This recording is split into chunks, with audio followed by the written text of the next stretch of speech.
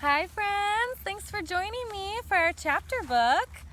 We're reading Afternoon on the Amazon. It's a Magic Treehouse book, number 6, by Mary Pope Osborn.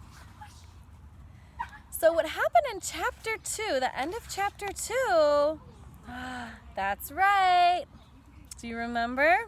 The treehouse started to spin, and the last thing they heard was a screech, buzz, and chip chip.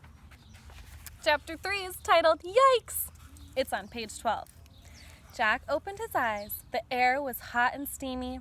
It looks like we landed in some bushes, said Annie. She was peeking out of the treehouse window. Peanut was peeking out of Annie's pocket. Jack peeked out of the treehouse, too. They had landed in a sea of shiny green leaves. Outside there were flowers, bright butterflies, and birds, just as in the book. That's strange, said Jack. I wonder why we didn't land in a tree, the way we always do.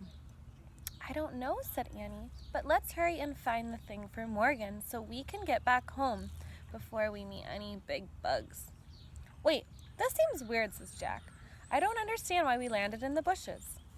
I'd better read about this. Come on, said Annie. We don't even need the ladder. We can just climb out of the window. Annie put Peanut in her pocket. She snuck one leg out the window. Wait! Jack grabbed Annie's other leg. He read, "The rainforest is in 3 layers. Thick treetops, often over 150 feet in the air, make the top layer. This is called the forest canopy. Below the canopy is the understory, then the forest floor." "Get back in here!" cried Jack. "We're probably more than 150 feet above the ground, in the forest canopy." Do you see the Quetzal bird? Look at the big butterflies and hummingbirds and bugs. "Yikes!" said Annie. She slipped back into the treehouse. "We have to use the ladder." He got on his hands and knees. He moved the leaves away from the hole in the floor, and he looked down. The ladder seemed to fall between the branches of a giant tree, but Jack couldn't see beyond that.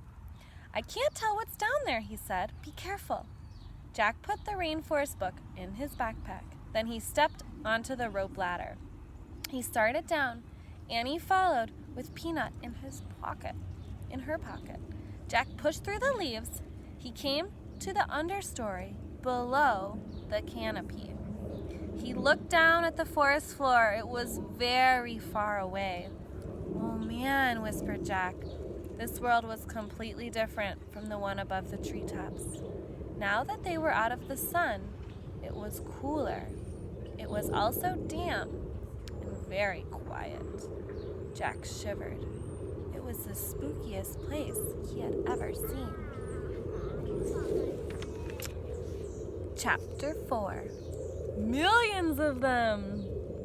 Capítulo 4. That's how you say chapter 4. Page 18. Página 18. Jack didn't move. He kept staring down at the forest floor. "What's wrong?" called Annie from above. Jack didn't answer.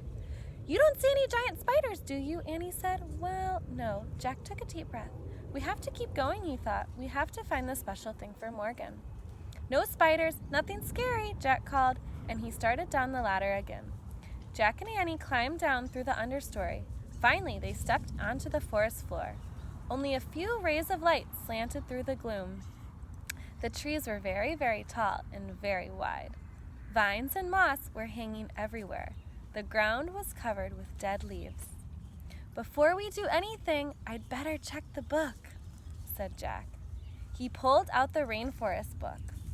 He found a picture of the dark world under the treetops. He read, "In the rainforest, many living creatures blend in with their surroundings. This is called camouflage." "Oh man," says Jack. He closed the book and looked around. "There's tons of creatures down here. We just can't see them." "Really?" whispered Annie. She and Jack peered around the quiet forest. Jack felt unseen eyes watching them. Let's hurry and find something special, whispered Annie. How will we know if we find it? I think we'll just know, said Annie. She headed off through the gloom. Jack followed. They crept between the huge trees and past hanging vines. Annie stopped. Wait, what's that? What's what? Listen, that weird sound. Jack listened. He heard a crackling sound. It sounded like a person walking over leaves. Jack looked around. He didn't see anyone. But the sound got louder. Was it an animal? A giant bug. One that had never been named?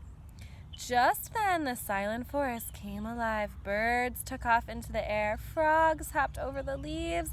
Lizards ran up the tree trunks. The weird noise grew louder and louder. Maybe the book explains it, said Jack. He opened the book. He found a picture of different animals running together. He read, when animals hear a crackling sound, they flee in panic. The sound means that 30 million flesh-eating army ants are marching through the dead leaves. It's army ants, cried Jack. Millions of them. Where? Cried Annie. Jack and Annie looked around wildly. There, she pointed. Oh, do you see all the animals? What kind of animals do you see? Monkey or a sloth, birds, frogs. Do you see the army ants? Oh. Army ants, millions and millions of them, were marching over the leaves. Run to the treehouse! Where is it? Said Jack, whirling around. All the trees looked the same. Where was the rope ladder? Just run! Cried Annie. Jack and Annie took off. They ran over the dead leaves. They ran between wide tree trunks. They ran past the hanging vines and mosses. They climbed over thick roots. Jack saw a clearing ahead. It was filled with sunlight. That way, he cried. Jack and Annie hurried toward the light. They pushed their way through the bushes. They burst onto the bank of a river. They stared at the slow-moving brown water. Do you think the ants will come this way? Annie asked, panting. I don't know, said Jack, but if we made it a few feet into the river, we're safe. The ants won't go into the water. Come on! Look, said Annie. She pointed to a big log rocking on the edge of the river. The log, the inside, was dug out. It looks like a canoe, said Jack. He listened to the crackling sound in the distance. Let's get in it, quick! Jack shoved the book into his backpack. Then he and Annie carefully climbed into the dug-out log. Annie leaned out of it. She pushed away from the banks with her hands. Wait, said Jack. We don't have paddles. Whoops, said Annie. The canoe started moving slowly down the muddy river. And that's where we're going to take a pause. The end of chapter 4. Thanks for joining me for Afternoon on the Amazon. We'll see you next time, friends.